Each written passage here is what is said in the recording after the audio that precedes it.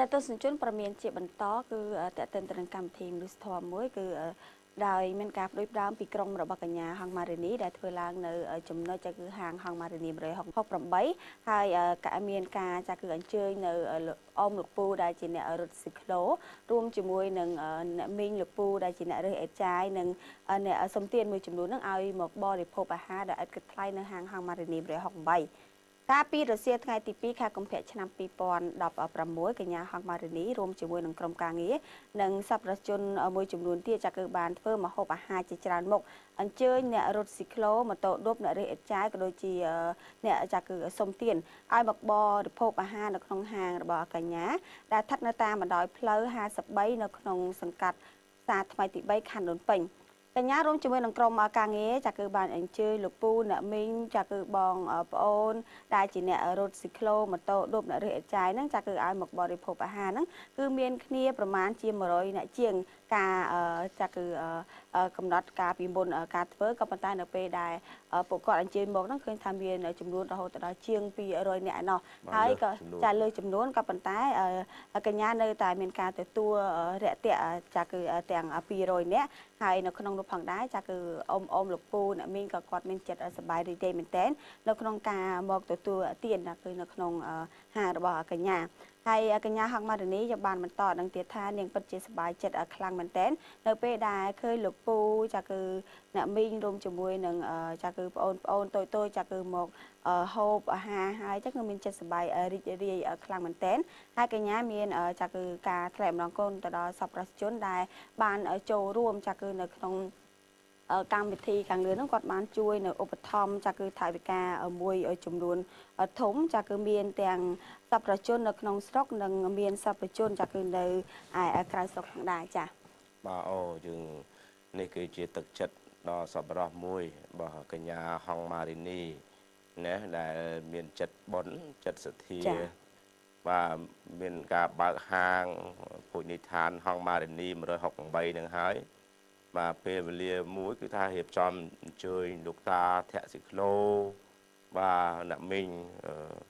រើអេតចាយតាទិញអេតចាយបាទក្មេងៗកុមារតូចអ្នករើសម្រាមអីហ្នឹងបាទគាត់អញ្ជើញឲ្យមកទទួលទានអាហារឆ្ងាញ់ឲ្យពូពៀមហូបមិញលើតុពេញពេញច្រើនណាស់មុខមែនតើបាទរៀបចំជូនគាត់អញ្ជើញមកទទួលទានដោយឆ្ងាញ់ពិសាហើយមិនគិតកម្រៃអីទេអញ្ជើញភាសាមកឆ្ងាញ់មកឆ្អែតចាមកតំហឹងហ្មងណាកញ្ញាហងម៉ារីនីជាមួយនឹងក្រុមការងាររបស់គាត់ហើយដល់មានការចូលរួមឧបត្ថម្ភពីសប្បុរសជនបាទមានទាំងក្រៅប្រទេសនិងក្នុងប្រទេសបាទមានទាំងក្រៅប្រទេសមកទៀតគេជួយដែរណាចាហើយមួយទៀតខ្ញុំទទួលទូរស័ព្ទខ្ញុំបានទទួលបានការទំនាក់ទំនងតាមប្រព័ន្ធ Viber ពីលោកថៅកែទឹកសុទ្ធអ៊ីវ៉ាបាទលោកថៅកែទឹកសុទ្ធអ៊ីវ៉ាគាត់បានប្រាប់មកខ្ញុំថាគាត់ពេញចិត្តខ្លាំងណាស់ជាមួយនឹងសកម្មភាពរបស់កញ្ញាហងម៉ារីនីដែលលោកបានរៀបចំបែបហ្នឹងដែលនាងកញ្ញាបានរៀបចំហ្នឹងហើយបើសិនជាពេលវេលាក្រោយទៀតណាទឹកសុទ្ធអ៊ីវ៉ារួមចំណែកឧបត្ថម្ភដែរបាទជួយរួមឧបត្ថម្ភដោយសប្បុរសជនដទៃទៀតដែរគឺជាពិសេសគឺឧបត្ថម្ភទឹកសុទ្ធអ៊ីវ៉ាទាំងស្រុងនៅក្នុងកម្មវិធីហ្នឹងហ្មងបាទគាត់ពេញចិត្តណាស់ហើយឃើញរៀបចំបែបហ្នឹងហើយទស្សនិកជនដូចជាស្រាប់ហើយពូអ៊ំលោកចាស់ណាស់ពេលខ្លះយើងឃើញគាត់ធាក់ស៊ីក្លូបាទអញ្ចឹងគាត់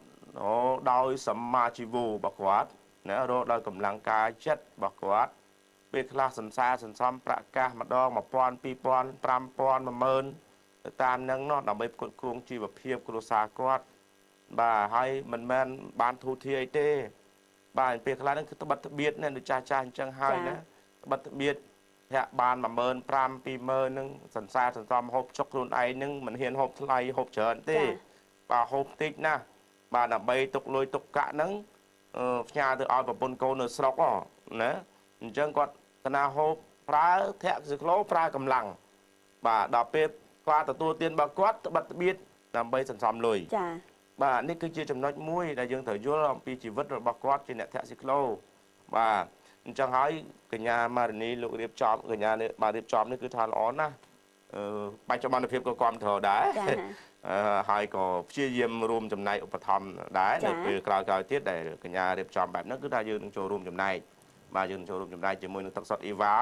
ក៏លោកបានប្រកាសហើយថារួមចំណែកឧបត្ថម្ភដែរ ចា បាទជាពិសេសគឺឧបត្ថម្ភទឹកសុទ្ធអ៊ីវ៉ានឹងមកគ្រប់នោះមក កម្មវិធីនឹងទាំងមូល គ្រប់កម្មវិធី ចា ពេលដែលនេះគឺថាអ៊ីវ៉ាចូលរួមចំណែក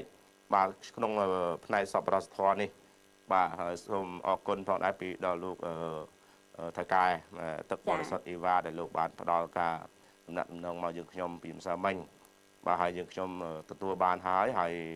នឹងពេលក្រោយៗទៀតនឹងមានការរៀបចំបែបនេះគឺថានឹងរាយការណ៍ជូនទៅខាងទឹកសុទ្ធអ៊ីវ៉ាដើម្បីឧបត្ថម្ភទឹកសុទ្ធទៅដល់កន្លែងហាងហងម៉ារីនី168នឹងត្មងបាទ168នឹងត្មងបាទអរគុណណាស់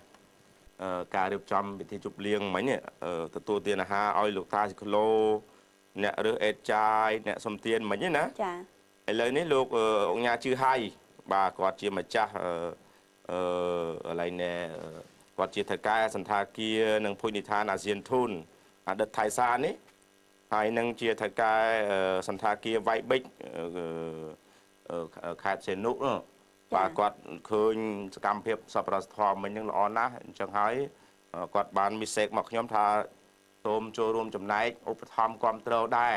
ណាជាមួយនឹងកញ្ញាហងម៉ារីនីដែលកញ្ញារៀបចំបែបនេះហើយថ្ងៃក្រោយគ្រប់គ្រងឲ្យធ្វើបែបហ្នឹងទៀតចាបាទនឹងមានការចូលរួមចំណែកពីលោកជឿហៃផងដែរណាមិញទឹកសុទ្ធអ៊ីវ៉ាឥឡូវលោកជឿហៃម្ចាស់សន្តាគារ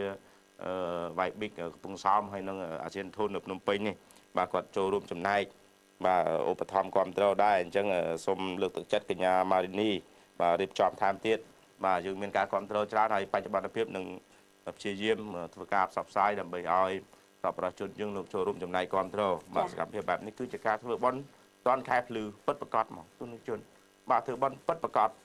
បាទគឺពេលខ្លះបុណ្យនៅកន្លែងណាបុណ្យនៅលើចិត្តនៅលើទង្វើដែលយើងធ្វើល្អនឹងឯងបាទ